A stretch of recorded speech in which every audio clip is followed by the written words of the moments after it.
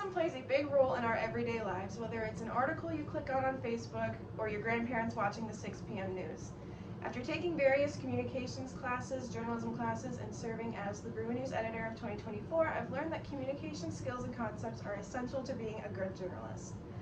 Journalism as a career choice is communications, with every step of the news article timeline relying on communication concepts and strategies. So today I will explain the definitions of both journalism and communications, how successful research and interview processes require strong communication skills, the various communication tools used to write quality articles, and the bare communication concepts that are involved with article distribution. So we will start with the definitions of both, which share some key components. So communications is an act or instance of transmitting information, while journalism is the activity or profession of writing for newspapers, magazines, news websites, or preparing news to be broadcast. Thus, journalism is the channel in which we communicate and transmit information. Focusing on the written style of journalism, communication starts at the very beginning. So you start with your research and interviewing your sources, which requires great communication skills to successfully conduct. Being an objective journalist is important. Journalist David Brooks states that the real core of journalism is objectivity, seeing the whole truth and being fair about it. Thus, the answer to liberal bias is not conservative bias, it is objectivity. So it's very important to stay impartial and ask questions that don't influence your sources to answer one way or the other. The interview process also requires empathetic listening, which encourages your sources to speak freely without embarrassment. It leads to better quotes and it leads to better articles. Professor Peter Laufer, the chair of journalism at UO School of Journalism and Communications, urges his students to engage the interviewee as much as you can and develop a relationship as fast as you can to get past the question-answer format and have a real conversation instead. This will get you a richer response and the opportunity to get even more information out of your source that you didn't think to ask. He says that everybody loves to talk and about themselves, most of all. So after you've collected the information from your sources, it's time to incorporate that into your written article. And this is the make or break portion of the news writing cycle, because the negative parts of communication can greatly harm your reputation and how your work is perceived. So being truthful is very, very important.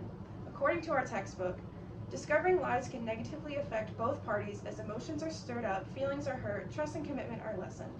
An example of this in regards to journalism is the spreading of fake news during the COVID pandemic. According to the National Library of Medicine, the already traumatic and emotional effects experienced by many were heightened by conflict, confusion, and conspiracy theories circulating in the news and online. And while it is often unintentional, bias can harm the reputation of both the journalist and the platform that you are writing for itself. I'm sure all of you have a certain news outlet that you kind of take with a grain of salt. And the way your article is worded is also important. Emotional appeal and striking a chord with your audience grabs their attention and gets them to keep reading, which is the most important thing. Simon Tallman, journalism professor and Brew News advisor, states that emotional appeals can increase readers' investment in an article, drawing them in by making the content personal. You can report what happened while leading the reader to a more subjective meaning by saying, "You feel that? That's why this story matters."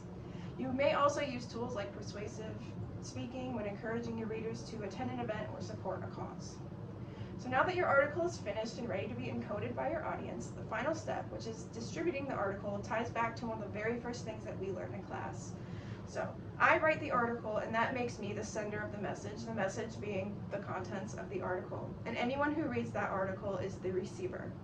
And when I write for the Brew News, it's more so considered public communication because it's intended for the KCC community, whereas platforms like CNN or Fox can be considered mass communication. And this is where communication competence comes into play, because you should be writing articles that will be received well by your intended audience.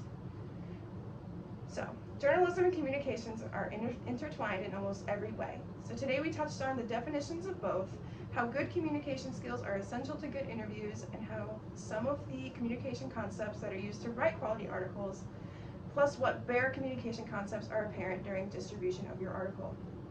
So as I continue my education and work as a budding journalist, communications will always be an essential tool that I keep in my toolbox in every step of the process.